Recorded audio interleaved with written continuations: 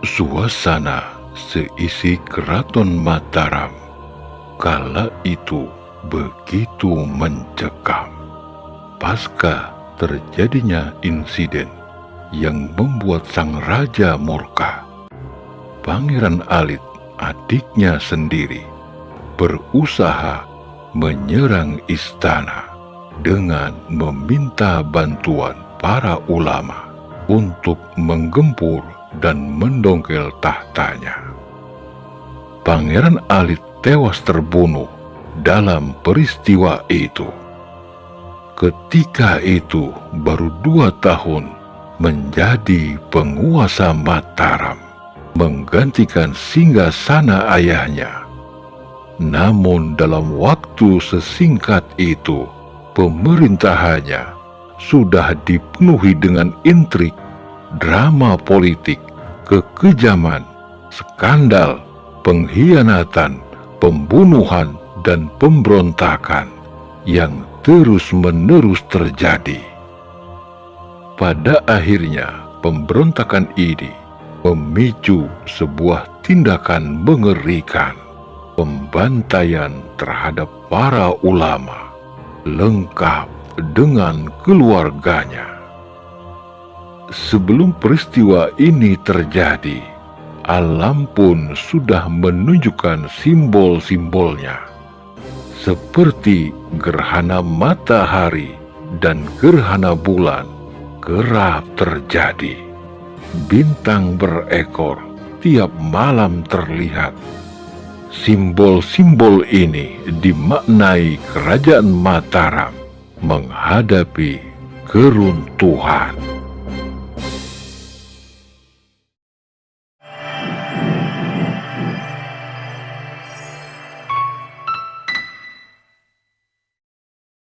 Assalamualaikum warahmatullahi wabarakatuh. Salam sejahtera bagi kita semua. Om Swastiastu, Namo Buddhaya.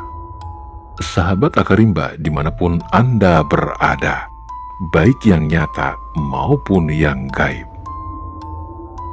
Kebesaran Mataram di tangan Sultan yang dahsyat ternyata dicapai lewat upaya-upaya penaklukan di berbagai daerah penuh gelimang darah.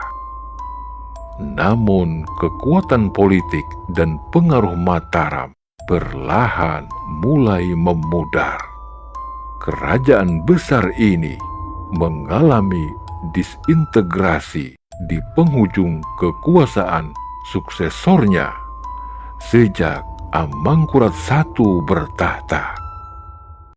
Kisah kelam ini berawal dari dendam lama yang berkarat. Saat masih sebagai putra mahkota, Amangkurat pernah terlibat skandal dengan istri Tumenggung Wiraguna. Kemudian Tumenggung melaporkan peristiwa itu kepada raja. Akibatnya Amangkurat dimarahi habis-habisan oleh Sultan Agung. Namun rasa suka Amangkurat kepada istri Tumenggung Wiraguna semakin menjadi-jadi, hingga ia membawanya lari.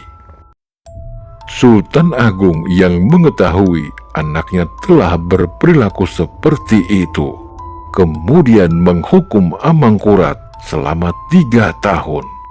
Bahkan Amangkurat tidak boleh memandang ayahnya. Setelah 3 tahun berlalu, Sultan Agung pun memaafkan perilaku Amangkurat. Namun Sultan Agung memberikan syarat agar Amangkurat I harus segera menikah dengan anak Pangeran Pekik. Sekitar tahun 1634, Amangkurat I menikah dengan Ratu Pembayu dan bergelar Ratu Kulon, yang melahirkan anak bernama Raden Mas Rahmat, yang kelak menjadi Amangkurat II. Setelah menggantikan ayahnya yang wafat, pada tahun 1645, Amangkurat berkuasa penuh di Kesultanan Mataram. Beliau pun kembali menikah untuk kedua kalinya, yang diberi gelar Ratu Wetan. Ratu kedua ini dikaruniai anak yang diberi nama Raden Mas Derajat. Raden Mas Rahmat adalah pewaris tahta Kesultanan Mataram. Namun hubungan antara Amangkurat I dengan Raden Mas Rahmat berjalan tidak harmonis. Perselisihan pun kerap terjadi antara Raden Mas Rahmat dengan ayahnya, disebabkan saat sang anak menjadi putra mahkota dengan gelar Adipati Anom, Amangkurat melengser jabatan anaknya sendiri. Beliau melimpahkan jabatan tersebut kepada Pangeran Singosari. Akibatnya, beliau melakukan kudeta pada tahun 1661 sebagai bentuk rasa benci kepada ayahnya. Amangkurat tidak mengadili perilaku putranya, akan tetapi menumpas habis pengikut putranya. Selain itu, ayahnya pun berusaha meracuni anaknya, tetapi rencana itu tidak berhasil. 5 tahun telah berlalu sejak perseteruan tersebut. Mereka kembali berseteru ketika sang ayah akan memiliki selir baru. Selir baru ayahnya bernama Roro Oyi dibawa lari oleh anaknya sendiri. Dikisahkan pada tahun 1647, di tengah terik matahari, ribuan para ulama dan keluarganya telah berkumpul di lapangan alun-alun Pleret, Kesultanan Mataram, tanpa tahu maksud dan tujuan undangan sang raja. Tiba-tiba terdengar letusan meriam dari dalam istana. Segera 4 orang kepercayaannya, dibantu oleh para prajurit keraton yang telah berbaris mengurung para ulama, bergerak cepat satu persatu membantai habis. Kurang dari 30 menit, sebanyak 6.000 ulama tewas dalam tragedi berdarah itu. Sehari setelah pembantaian berlangsung, raja tampil di muka umum dengan wajah yang marah. Selama 1 jam penuh di depan para pejabat, tidak satu patah kata pun terucap dari mulutnya. Semua orang yang hadir pun diam, dan suasana kian mencekam. Tidak seorang pun berani mengangkat kepalanya, apalagi memandang wajah sang Sunan. Sunan Amangkurat malah balik menuduh ulama yang bersekongkol membunuh adiknya, Pangeran Alit. Ia seolah membenarkan bahwa pembantaian terhadap ulama sebagai balasan yang setimpal atas kematian adiknya. Anehnya, tidak ada sumber sejarah lokal yang menyebut bagaimana pembantaian tersebut berlangsung.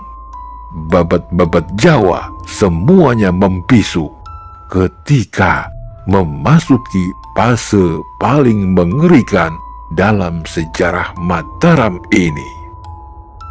Satu-satunya sumber yang bisa diandalkan hanyalah catatan Rizqlo Panggun, pejabat POC yang saat itu berdinas di Mataram. Dilukiskan usai pembantaian itu, wilayah Mataram menjadi lautan darah.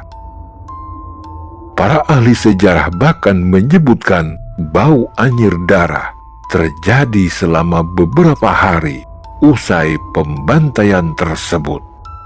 Mayat bergelimpangan di mana-mana. Setelah tragedi demi tragedi terjadi, rakyat mulai takut dan terbentuk sikap antipati. Akibatnya, rakyat Mataram melakukan perlawanan terhadap Raja Amangkurat. Pangeran Trunojoyo dari Madura yang sudah muak dengan kekejaman sang raja pada 28 Juni 1677 melakukan penyerangan dan berhasil menggempur pasukan Mataram POC dan meluluh lantakan keraton Pleret. Amangkurat sendiri melarikan diri menuju Batavia untuk mencari perlindungan Belanda. Dalam pelariannya, Amangkurat I jatuh sakit dan menghembuskan napas terakhirnya pada 13 Juli 1677 di desa Wanayasa, Banyumas, Jawa Tengah. Sebelum meninggal, ia berwasiat agar dimakamkan di samping gurunya di wilayah Tegal. Tanah yang dijadikan sebagai makam Amangkurat mengeluarkan bau harum, sehingga desa itu disebut Tegalwangi atau Tegal Aru. Sejarah ini sudah terlanjur mendarah daging, bahkan menjadi luka sosial kultural psikologis dalam urat nadi masyarakat, sehingga melahirkan traumatis kultural yang sangat mendalam. Cara berpikir seperti ini bukan saja melanggengkan sejarah yang ditulis penjajah, tetapi juga sangat diskriminatif karena menciptakan kesan figur Amangkurat tidak memiliki kapasitas kepemimpinan, seolah hanya layak untuk dihujat. Bila kita merujuk pada sumber-sumber sejarah, tulisan tangan kaum penjajah harus semakin dikritisi. Karya mereka tentu saja memiliki kepentingan sendiri yang tak lepas dari upaya deislamisasi yang dilakukan oleh kaum orientalis dan imperialis. Mereka mendistorsi sejarah Islam dan membangun konstelasi politiknya yang kala itu Islam tumbuh begitu pesatnya. Bahkan Mataram Islam dalam catatan sejarah menjadi kerajaan besar bercorak Islam yang pertama. Demikian serpihan kisah Susuhunan Amangkurat Senopati ing Alaga Ngabdurrahman Sayyidin Panatagama atau Amangkurat I. Dengan demikian, kita tidak akan begitu saja menilai informasi yang diperoleh dari para penjajah sebagai kebenaran, bahkan jauh dari nilai-nilai kebenaran faktual. Semoga dari kisah ini kita dapat mengambil hikmah dan pelajaran tanpa harus menyalahkan seseorang. Satu hal yang pasti, kita tidak pernah tahu hal yang sebenarnya terjadi. Semoga langkah kecil ini menjadi wahana interpretasi pencarian kebenaran sejarah di kemudian hari. Mohon maaf lahir dan batin bila ada kesalahan dalam ucapan, dan terima kasih sudah menyaksikan tayangan ini. kami sadar betul akan keterbatasan ilmu pengetahuan serta pemahaman. Bagi sahabat Akarimba yang memiliki pendapat berbeda dan ingin memperbaiki sejarah ini, silakan tuangkan pada kolom yang tersedia. Jangan lupa untuk selalu mendukung kami dengan cara subscribe, like, dan komen pada channel kami, agar kami tetap semangat berkarya menciptakan titik-titik berikut menuju wujud alif sempurna, lahir dan batin.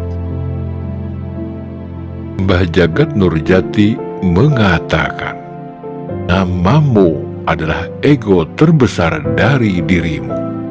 Namamu adalah sangkaan terbesar tentang siapa dan apa dirimu yang sesungguhnya palsu.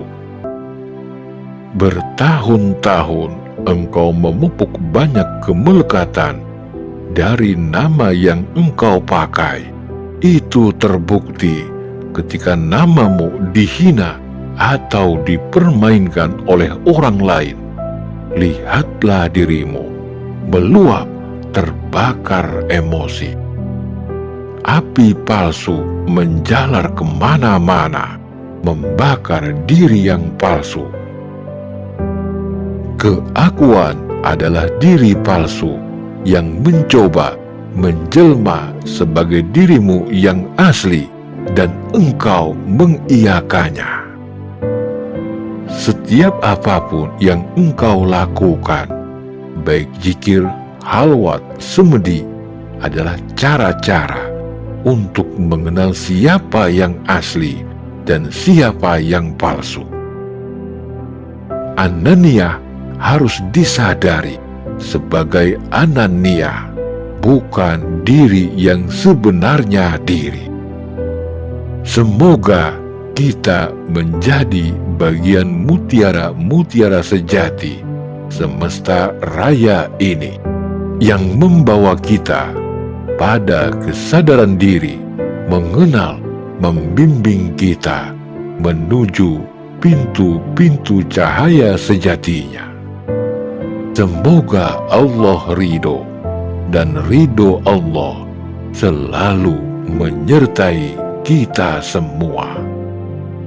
Wallahu alam bisawab. Salam cinta leluhur Nusantara. Wabillahi taufik wal hidayah. Waridho wa inayah. Wassalamualaikum warahmatullahi wabarakatuh.